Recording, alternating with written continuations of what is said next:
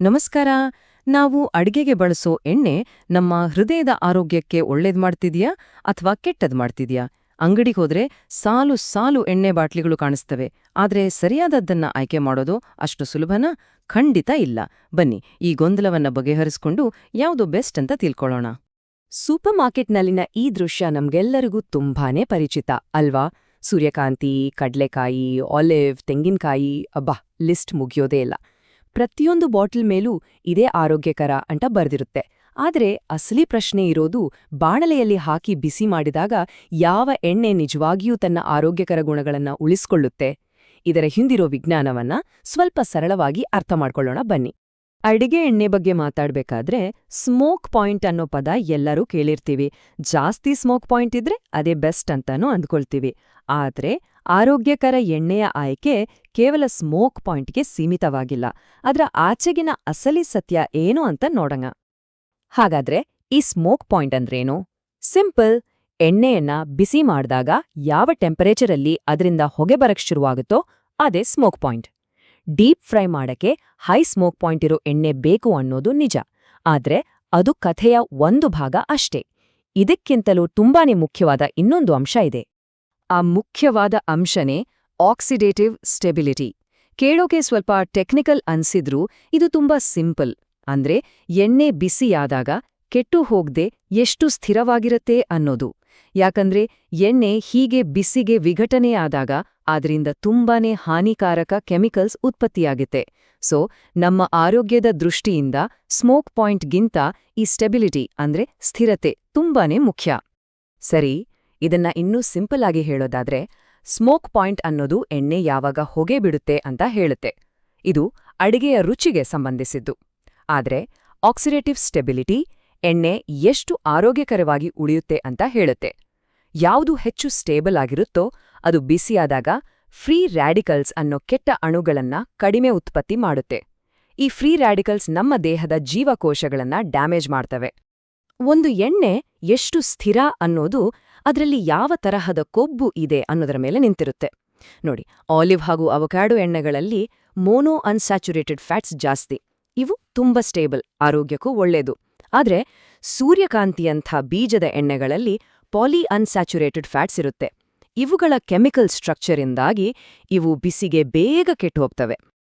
ಸರಿ, ಈಗ ಎಣ್ಣೆಯ ಸ್ಥಿರತೆ ಬಗ್ಗೆ ಗೊತ್ತಾಯ್ತು. ಈಗ ಇನ್ನೊಂದು ಪ್ರಮುಖ ವಿಷಯದ ಕಡೆ ಗಮನ ಹರಿಸೋಣ. ರಿಫೈನ್ಡ್ ಮತ್ತು ಅನ್ರಿಫೈನ್ಡ್ ಎಣ್ಣೆಗಳು. ಇವೆರಡರ ವ್ಯತ್ಯಾಸ ತಿಳ್ಕೊಂಡ್ರೆ ಸರಿಯಾದ ಎಣ್ಣೆ ಆಯ್ಕೆ ಮಾಡೋದು ಇನ್ನೂ ಸುಲಭವಾಗುತ್ತೆ. ಮೊದಲಿಗೆ ಅನ್ರಿಫೈನ್ಡ್ ಅಥವಾ ವರ್ಜಿನ್ ಎಣ್ಣೆಗಳು. ಇವು ತಾವಿರುವ ಅತ್ಯಂತ ನ್ಯಾಚುರಲ್ ರೂಪದಲ್ಲಿ ಸಿಗ್ತವೆ. ಕೋಲ್ಡ್ ಪ್ರೆಸ್ ನಂತಹ ಸರಳ ಮೆಕ್ಯಾನಿಕಲ್ ವಿಧಾನಗಳಿಂದ ಇವನ್ನು ತಯಾರಿಸಲಾಗುತ್ತೆ. ಹಾಗಾಗಿ ಇವು ತಮ್ಮ ನೈಸರ್ಗಿಕ ಸುವಾಸನೆ, ಬಣ್ಣ ಹಾಗೆ ಆರೋಗ್ಯಕ್ಕೆ ಬೇಕಾದ ಆಂಟಿ ಆಕ್ಸಿಡೆಂಟ್ಗಳನ್ನು ಉಳಿಸ್ಕೊಂಡಿರ್ತವೆ. ಆದ್ರೆ ಒಂದೇ ಒಂದು ಮೈನಸ್ ಪಾಯಿಂಟ್ ಅಂದ್ರೆ ಇವುಗಳ ಸ್ಮೋಕ್ ಪಾಯಿಂಟ್ ಸಾಮಾನ್ಯವಾಗಿ ಕಡಿಮೆ ಇರುತ್ತೆ. ಇದಕ್ಕೆ ತದ್ವಿರುದ್ಧವಾಗಿರೋದೇ ರೀಫೈನ್ಡ್ ಎಣ್ಣೆಗಳು. ಇವನ್ನ ಕೆಮಿಕಲ್ಸ್ ಬಳಸಿ ಅತಿಯಾದ ಶಾಖ ನೀಡಿ ಸಂಸ್ಕರಿಸಲಾಗತ್ತೆ. ಇದ್ರಿಂದ ಏನಾಗತ್ತೆ ಅಂದ್ರೆ ಅವುಗಳ ಸ್ಮೋಕ್ ಪಾಯಿಂಟ್ ಜಾಸ್ತಿ ಆಗತ್ತೆ, ಹೆಚ್ಚು ದಿನ ಬಾಳಿಕೆ ಬರುತ್ತೆ. ಆದ್ರೆ ಈ ಪ್ರಕ್ರಿಯೆಯಲ್ಲಿ ಎಣ್ಣೆಯಲ್ಲಿರುವ ಬಹುತೇಕ ಎಲ್ಲಾ ನ್ಯಾಚುರಲ್ ಪೋಷಕಾಂಶಗಳು ಮತ್ತು ಅದರ ಒಳ್ಳೆ ಸುವಾಸನೆ ಕೂಡ ನಾಶವಾಗಿ ಹೋಗುತ್ತೆ. ಈ ರಿಫೈನಿಂಗ್ ಪ್ರಾಸೆಸ್ ಇದೆಯಲ್ಲ, ಅದು ಹಲವಾರು ಹಂತಗಳಲ್ಲಿ ನಡೆಯುತ್ತೆ. ಇಲ್ಲಿ ಸ್ಲೈಡ್ನಲ್ಲಿ ನೋಡ್ಬೋದು, ಬ್ಲೀಚಿಂಗ್, ಡಿಯೋಡ್ರೈಸಿಂಗ್ ಅಂತ. ಈ ಹಂತಗಳಲ್ಲಿ ಎಣ್ಣೆಯನ್ನ ಅತಿಯಾದ ಬಿಸಿಗೆ ಒಡ್ಲಾಗುತ್ತೆ. ಇದು ಬರೀ ಪೋಷಕಾಂಶಗಳನ್ನ ಮಾತ್ರ ನಾಶ ಮಾಡೋದಿಲ್ಲ, ಜೊತೆಗೆ ಒಂದು ತುಂಬಾನೇ ಗಂಭೀರವಾದ ಅಪಾಯವನ್ನ ಸೃಷ್ಟಿಸುತ್ತೆ. ಆ ಅಪಾಯ ಬೇರೆ ಯಾವುದೂ ಅಲ್ಲ, ಅದೇ ಟ್ರಾನ್ಸ್ಫ್ಯಾಟ್. ರೀಫೈನಿಂಗ್ ಪ್ರಾಸೆಸ್ನಲ್ಲಿ ಬಳಸೋ ವಿಪರೀತ ಬಿಸಿ ಇದೆಯಲ್ಲ, ಅದು ಎಣ್ಣೆಯಲ್ಲಿರೋ ಕೆಲವು ಒಳ್ಳೆ ಕೊಬ್ಬುಗಳನ್ನ ಕೃತಕವಾದ ಮತ್ತು ಆರೋಗ್ಯಕ್ಕೆ ಅತ್ಯಂತ ಹಾನಿಕಾರಕವಾದ ಟ್ರಾನ್ಸ್ಫ್ಯಾಟ್ಗಳಾಗಿ ಬದಲಾಯಿಸ್ಬಿಡುತ್ತೆ. ಇವು ನಮ್ಮ ರಕ್ತನಾಳಗಳಿಗೆ ವಿಷದ ಸಮಾನ ಮತ್ತು ಹೃದ್ರೋಗದಂತಹ ಗಂಭೀರ ಕಾಯಿಲೆಗಳಿಗೆ ನೇರ ಕಾರಣ. ಓಕೆ, ಈಗ ಎಣ್ಣೆ ಮತ್ತು ಆರೋಗ್ಯದ ಬಗ್ಗೆ ಇನ್ನೊಂದು ಗೊಂದಲದ ವಿಷಯವನ್ನ ಮಾತಾಡೋಣ. ಅದೇ ಕೊಲೆಸ್ಟ್ರಾಲ್. ಎಣ್ಣೆಗೂ ಕೊಲೆಸ್ಟ್ರಾಲ್ಗೂ ನಿಜವಾಗ್ಲೂ ಏನ್ ಸಂಬಂಧ? ಇದರ ಬಗ್ಗೆ ಇರೋ ಕೆಲವು ತಪ್ಪು ಕಲ್ಪನೆಗಳನ್ನ ಈಗ ಸರಿ ಮಾಡ್ಕೊಳ್ಳೋಣ. ಮೊದಲನೇ ಮತ್ತು ಎಲ್ಲಕ್ಕಿಂತ ಮುಖ್ಯವಾದ ವಿಷಯ ಅಂದ್ರೆ, ಯಾವುದೇ ಗಿಡದಿಂದ ತೆಗೆದ ಎಣ್ಣೆಯಲ್ಲಿ ಕೊಲೆಸ್ಟ್ರಾಲ್ ಇರೋದಿಲ್ಲ. ಝೀರೋ.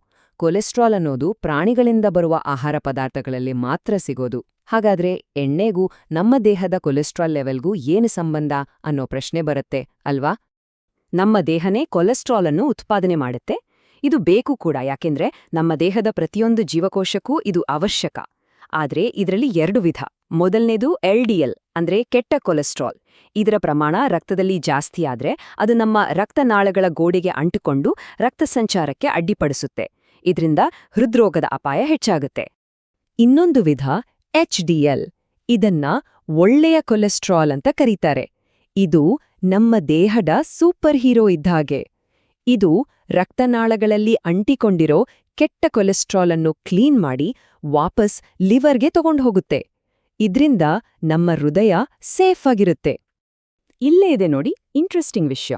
ನಾವು ತಿನ್ನೋ ಎಣ್ಣೆಯಲ್ಲಿರೋ ಕೊಬ್ಬಿನ ರೀತಿ ನಮ್ಮ ದೇಹ ಕೆಟ್ಟ LDL ಅನ್ನ ಜಾಸ್ತಿ ಮಾಡ್ಬೇಕಾ ಅಥವಾ ಒಳ್ಳೆಯ HDL ಅನ್ನ ಜಾಸ್ತಿ ಮಾಡ್ಬೇಕಾ ಅಂತ ಡಿಸೈಡ್ ಮಾಡುತ್ತೆ. ಟ್ರಾನ್ಸ್ ಫ್ಯಾಟ್ಸ್ ಹಾಗೂ ಹೆಚ್ಚು ಸಂಸ್ಕರಿಸಿದ ಎಣ್ಣೆಗಳು ಕೆಟ್ಟ LDL ಅನ್ನ ಹೆಚ್ಚಿಸ್ತವೆ. ಅದೇ ಆಲಿವ್ ಮತ್ತು ಅವಕಾಡೋ ಎಣ್ಣೆಯಲ್ಲಿರೋ ಮೋನೋ ಅನ್ಸ್ಯಾಚುರೇಟೆಡ್ ಕೊಬ್ಬುಗಳು ಒಳ್ಳೆಯ HDL ಹೆಚ್ಚಾಗೋಕೆ ಸಹಾಯ ಮಾಡುತ್ತವೆ. ಸಿಂಪಲ್ ಅಲ್ವಾ? ಸರಿ, ಇಷ್ಟೆಲ್ಲ ಸೈನ್ಸ್ ಮಾತಾಡಿದ್ದಾಯ್ತು. ಈಗ ನೇರವಾಗಿ ನಮ್ಮ ಅಡ್ಗೆ ಮನೆಗೆ ಬರೋಣ. ಯಾವ ಅಡ್ಗೆಗೆ ಯಾವ ಎಣ್ಣೆ ಬಳಸಿದ್ರೆ ಉತ್ತಮ? ಬನ್ನಿ ಪ್ರಾಕ್ಟಿಕಲ್ ಆಗಿ ನೋಡೋಣ. ಈ ಟೇಬಲ್ ಎಲ್ಲವನ್ನೂ ನೀಟಾಗಿ ಹೇಳುತ್ತೆ ನೋಡಿ. ಡೀಪ್ ಫ್ರೈ ತರಹದ ಅತಿ ಹೆಚ್ಚು ಬಿಸಿ ಬೇಕಾಗಿರೋ ಅಡುಗೆಗೆ ಕಡ್ಲೆಕಾಯಿ ಅಥವಾ ರೀಫೈನ್ಡ್ ಅವೊಕ್ಯಾಡೋ ಎಣ್ಣೆಯಂತಹ ಹೆಚ್ಚು ಸ್ಟೇಬಲ್ ಎಣ್ಣೆಗಳು ಬೇಕು. ಅದೇ ಪಲ್ಯ ಸೊತ್ತೆ ಮಾಡೋಕೆ ಸಾಧಾರಣ ಉರಿ ಸಾಕು. ಅದಕ್ಕೆ ಆಲಿವ್ ಅಥವಾ ಕ್ಯಾನೋಲ ಎಣ್ಣೆಗಳು ಸರಿ ಹೋಗ್ತವೆ. ಇನ್ನು ಸಲಾಡ್ ಡ್ರೆಸ್ಸಿಂಗ್ ತರ ಬಿಸಿ ಮಾಡದೆ ಬಳಸೋದಕ್ಕೆ ಪೋಷಕಾಂಶ ಹಾಗೂ ಸುವಾಸನೆ ಎರಡೂ ಇರೋ ಎಕ್ಸ್ಟ್ರಾ ವರ್ಜಿನ್ ಆಲಿವ್ ಎಣ್ಣೆಗಿಂತ ಬೆಸ್ಟ್ ಆಪ್ಷನ್ ಇನ್ನೊಂದಿಲ್ಲ. ಹಾಗಾದ್ರೆ ಈ ಇಡೀ ಚರ್ಚೆಯನ್ನ ಮುಗಿಸೋಕ್ಕೂ ಮುಂಚೆ ನಾವು ಕಲಿತ ಪ್ರಮುಖ ಅಂಶಗಳನ್ನ ಒಮ್ಮೆ ನೆನ್ಪು ಮಾಡ್ಕೊಳ್ಳೋಣ. ಇವು ಮುಂದಿನ ಸಾರಿ ಅಂಗಡಿಗೆ ಹೋದಾಗ ಸರಿಯಾದ ಎಣ್ಣೆ ಆಯ್ಕೆ ಮಾಡೋಕೆ ಖಂಡಿತ ಸಹಾಯ ಮಾಡ್ತವೆ. ಈ 4 ಪಾಯಿಂಟ್ಸ್ ನೆನಪಲ್ಲಿಡಿ. 1. ಆರೋಗ್ಯದ ವಿಷಯಕ್ಕೆ ಬಂದ್ರೆ ಸ್ಮೋಕ್ ಪಾಯಿಂಟ್ಗಿಂತ ಆಕ್ಸಿಡೇಟಿವ್ ಸ್ಟೆಬಿಲಿಟಿ ಅಂದ್ರೆ ಎಣ್ಣೆಯ ಸ್ಥಿರತೆ ಮುಖ್ಯ. 2. ಆಲಿವ್, ಅವಕಾಡೋ ತರಹ ಮೊನೋ ಅನ್ಸ್ಯಾಚುರೇಟೆಡ್ ಕೊಬ್ಬು ಹೆಚ್ಚಾಗಿರೋ ಎಣ್ಣೆಗಳನ್ನ ಆಯ್ಕೆ ಮಾಡೋದು ಬುದ್ಧಿವಂತಿಕೆ. 3.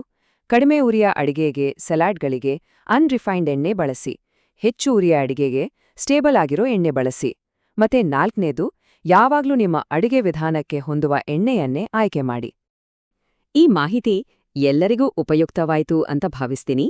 ಮುಂದಿನ ಸಾರಿ ಎಣ್ಣೆ ಕೊಳ್ಳುವಾಗ ಇನ್ನಷ್ಟು ಕಾನ್ಫಿಡೆನ್ಸ್ನಿಂದ ಆಯ್ಕೆ ಮಾಡ್ತೀರಿ ಅನ್ನೋ ನಂಬಿಕೆ ಇದೆ. ಇದೇ ಥರ ಇನ್ನೂ ಹೆಚ್ಚು ವಿಷಯಗಳನ್ನ ಸರಳವಾಗಿ ತಿಳ್ಕೋಬೇಕು ಅಂದ್ರೆ ನಮ್ಮ ಚಾನೆಲ್ಗೆ ಸಬ್ಸ್ಕ್ರೈಬ್ ಮಾಡೋದನ್ನ ಮರಿಬೇಡಿ. ಮುಂದಿನ ಸಂಚಿಕೆಯಲ್ಲಿ ಮತ್ತೆ ಸಿಗೋಣ.